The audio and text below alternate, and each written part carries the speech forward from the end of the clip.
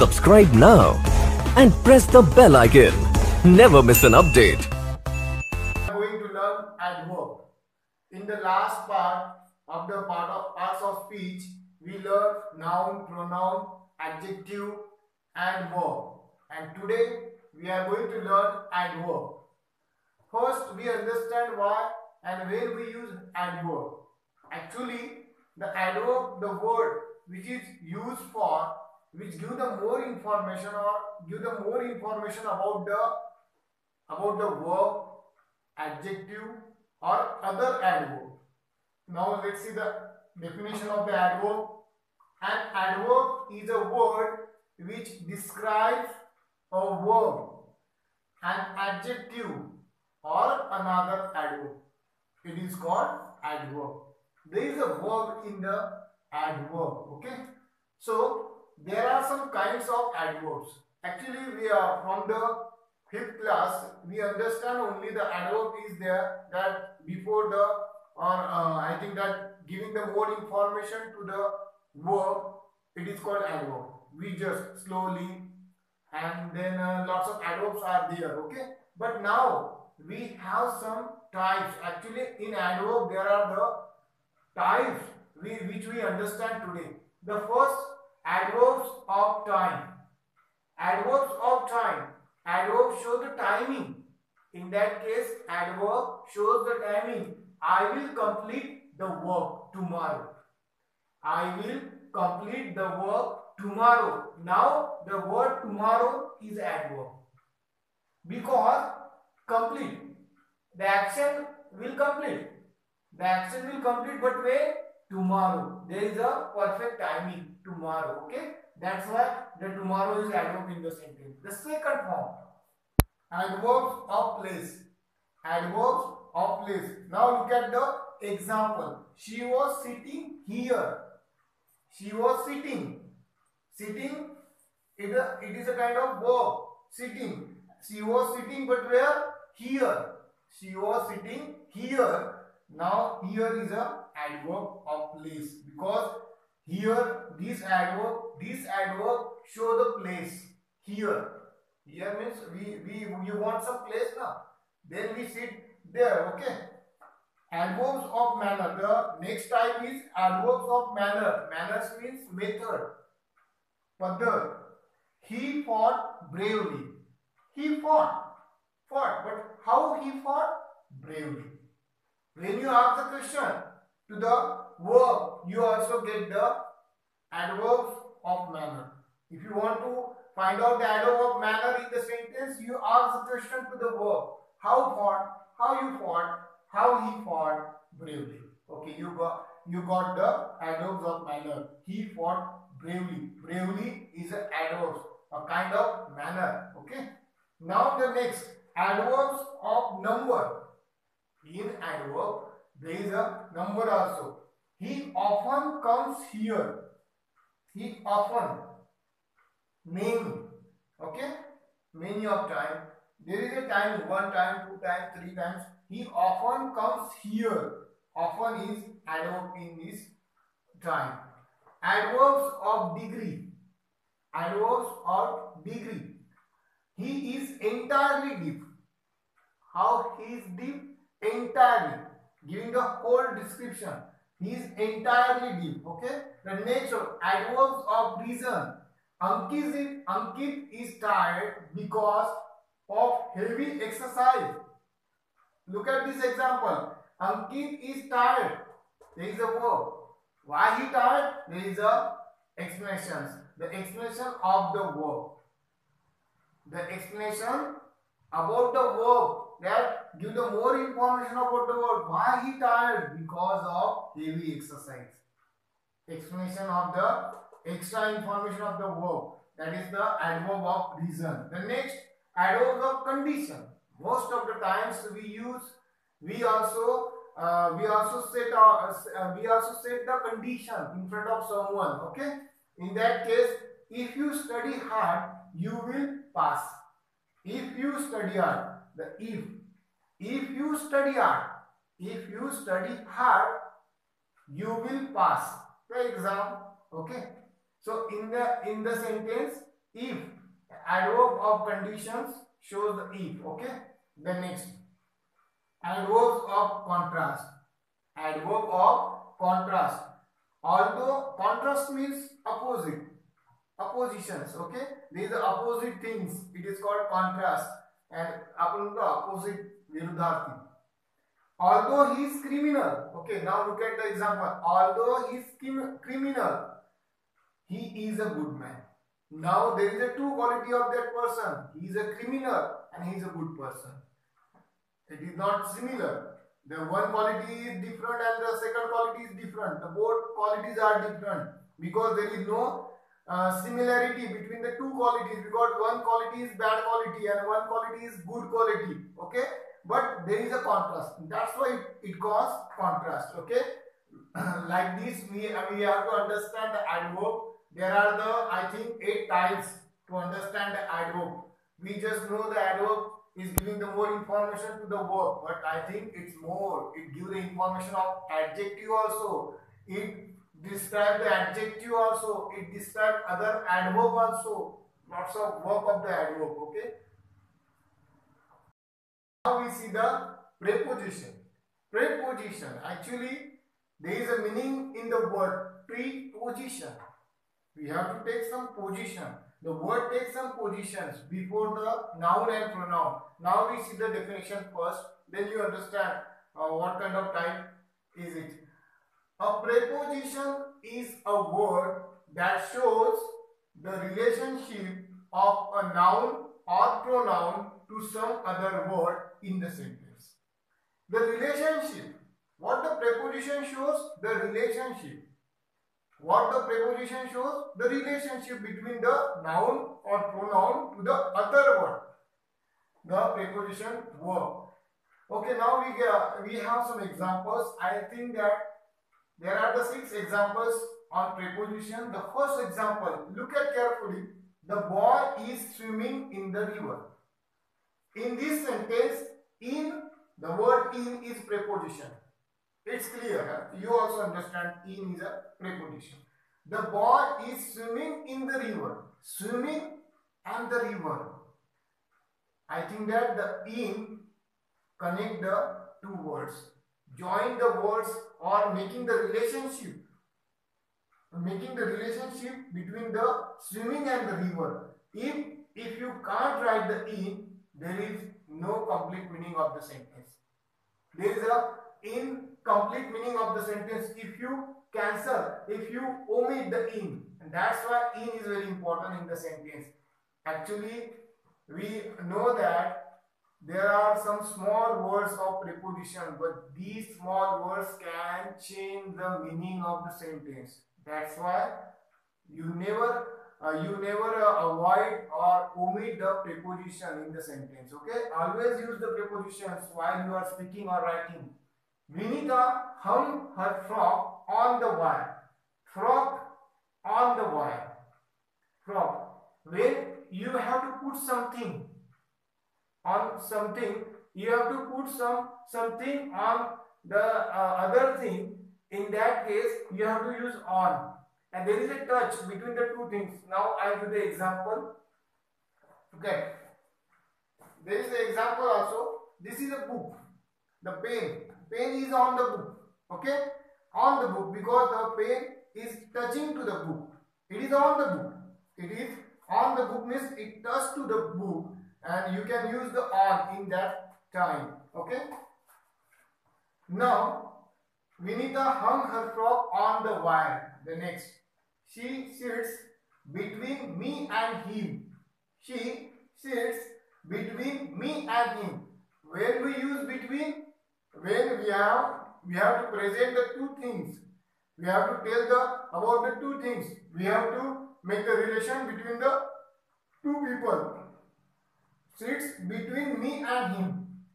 Sits, me and him. There are the two pronouns which related to the sits, and between create the relationship. Okay, between. If you omit the between, no meaning of the sentence. Okay, don't omit the prepositions. Prepositions are very important. Don't sit by my side. In the sentence, by is a preposition. Don't sit. By my side. By. Okay. The next, the bridge is over the river. Now, the bridge also above the river, over the river. There is a on. The meaning of the on and meaning of the over is same. The meaning of the on and meaning of the over is same, but the use of on and use of over is different. If there is a if there is a one thing and the second thing is about something else, in that case you have to use over. And before sometimes I give the example, there is something on, there is a pen is on the book. In that case you have to use on, the preposition on. But if the pen is here and book is here, in that time how can you say the pen is over the book? The pen is on the book. The pen is over the book. The pen is on the book. This is the difference. There is no any hard difference between the on and over. They turn their faces at him. There the preposition is at. Okay. These are the examples. But now there is a confusion while we are solving the preposition, because the preposition sometimes the preposition and the adverb, they look like same. Only the one word shows the preposition and the same word shows the adverb also. In that time you confuse. So this is a preposition or this is an adverb. You are confused because you are the beginner, you are the learner. That's why you are confused. Actually, in the sentence, look at the sentence. The cat ran out of the door. The cat ran out of the door. The ran and the door, the relationship shows the out. Okay?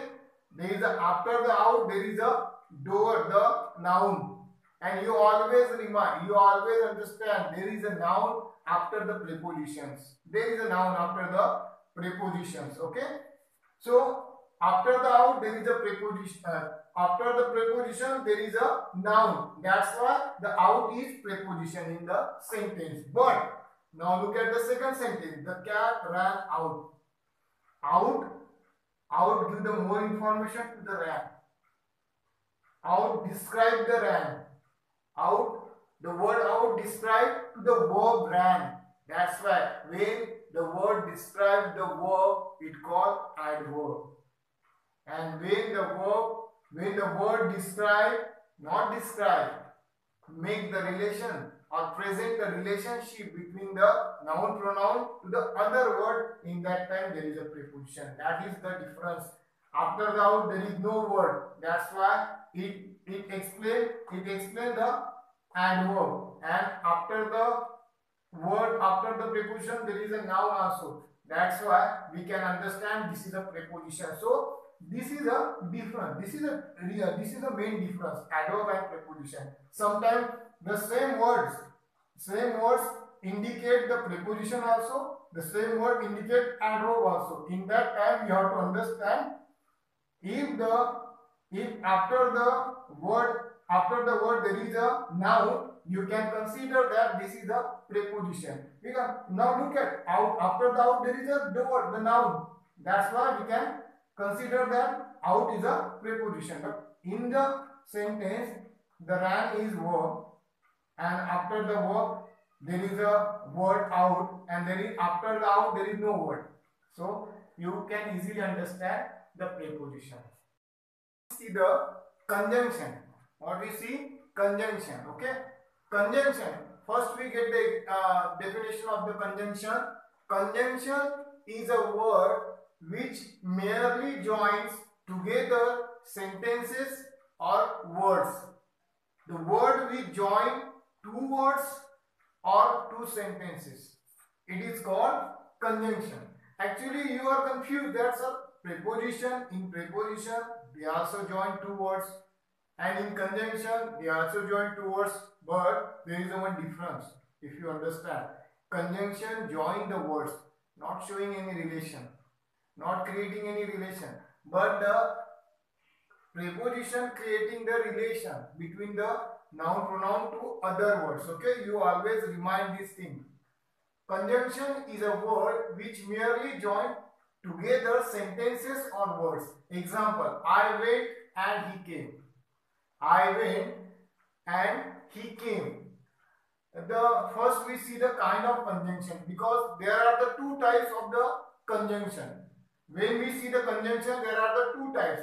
First one is a coordinative conjunction and the second one is a subordinative conjunction. There are the how many types of the conjunction?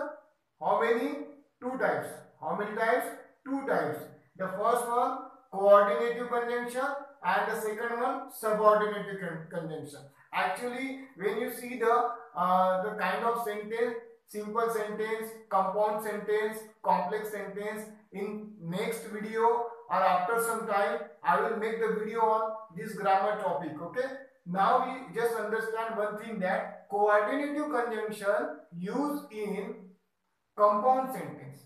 Coordinative, again listen carefully, coordinative conjunction, coordinative conjunction used in compound sentence, and the subordinative conjunction, subordinating conjunctions used in complex sentence. There is a difference. Used in compound sentence and used in complex sentence. What is the difference of compound and complex? Just I tell within a few minutes. In compound sentence, the both sentences are in a main clause. Compound sentence. How you identify the compound sentence and complex sentence? Compound sentence, there are the two sentences, and between the two sentences there is a conjunction. Okay, the conjunction is called coordinative. If we use conjunction in a compound sentence, we call coordinative. But two sentences are in a main clause. And in subordinative, in subordinating conjunctions, the use of subordinative conjunction in a complex sentence. Complex sentence is like a clause. We know the clause, noun clause, adverb clause, adjective clause. There are the two sentences. First one is a main clause and second one is a subordinative clause. In that case, when you join main and subordinative clause, subordinative sentence, in that times you have to use subordinating conjunction. Okay. Let's see the coordinative conjunction. In coordinative conjunction, there are the four types. In coordinative, actually, we just see the first type of the conjunction. In coordinative conjunction, there are the four types. First one is a cumulative. Cumulative means just join the sentence. There is no meaning of the conjunction. Cumulative, it's a kind of joining, just joining. There is no special meaning. I saw him and he ran. I saw him and he ran. Just join the sentence. Cumulative. Adversative, there is a contrast. विरोधाभास, हे वेगळं ते वेगळं. In that case, adversative, he is a poor. Now see the sentence. He is a poor, but he is honest. He is a poor and he is honest. Because actually, when we are poor, in that time we just confuse and we do some mistakes also. But he is a poor, but he is honest. Okay, this is the contrast. Adversative. Alternative. Alternative means I think that there are the choices. You have some choices that if you take this or that. When the choices are come, in that time you have to use that kind of conjunction. Neither nor, either or just or. All these conjunctions, neither nor, either or just or. Neither, we can also say neither, neither nor, or either or just or, comes in an alternative coordinative conjunction. Okay, and the last one is a elative. Elative means showing the result or showing the reason. Result, parinam, result, parinam, and reason, karan. He did not study, so he failed. He did not study, not doing any study. Okay, so म्हणून he failed. She did not answer, therefore she rejected. She did not answer, therefore, because of, she rejected. She did not answer, therefore she rejected. The result is rejected. And what the reason is that she did not answer. And the result is what? She rejected. Result is she rejected. Now we see the coordinative conjunction. This is the next type of the conjunction. The second type of the conjunction, subordinating conjunction.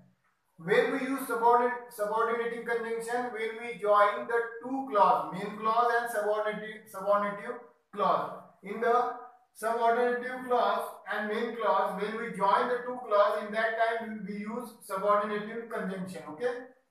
She told him that she was going. Okay. There is a two clause. First one, this clause she told him, and she was going. Okay. The both clause joined with the that. Then I waited till the train arrived. I waited. This is the sentence, first sentence, and the second sentence, the train arrived. Both sentences connected or joined to the till. And then the third one, I can say so because I know the facts. Reason. This clause present the reason. One is a main clause and one is a subordinative clause. Actually, the subordinative clause depend upon the main clause. If the main clause if you write down the main clause, then you write the subordinative clause. Then we eat that we may live. We eat that we may live. This is a purpose. What is our purpose? We eat that we may live. And then the condition. If, always show the condition. If he will not come, I will not talk with him. Okay, this is a conditional clause. Ram is clever than Hari. This is a comparative clause. Okay, these are the example of the clause. Actually, we will learn the clause: noun clause, adjective clause, adverb clause. There are the three types of the clause. Okay, clause is very important for the 9th and 10th class. In language study, there is a in question 1b. The question comes the clause. Okay. The last type of the part of speech is interjections. Interjections is a kind of word which express the extreme emotions, extreme anger, extreme happiness, the sudden feeling or sudden emotions. Interjection is a word which expresses some sudden feeling, instant feeling, okay, or emotions. Now there is an example. Alas, I am ruined. Ruin means destroy. Alas, when you become sad in that time, you have to use the interjection alas. Alas, I am ruined. I am destroyed. I am completely destroyed. I have nothing. When you lost everything, when you are in a sorrow, in that case you have to use. There are some interjections: oh, hooray, what, hush, bravo. There is an example also. Hooray, we have won the match. We have won the match. Hooray, we have won the match. When you got the happiness, when you won the match, in that time you get the happiness. Hooray, the extreme words come out from your heart. And then what? He passed the exam. You also got what? Also what explain the surprise? What and oh explain the surprise. Hooray explain the happiness. When you got the surprise, in that time you use what? What? He passed the exam.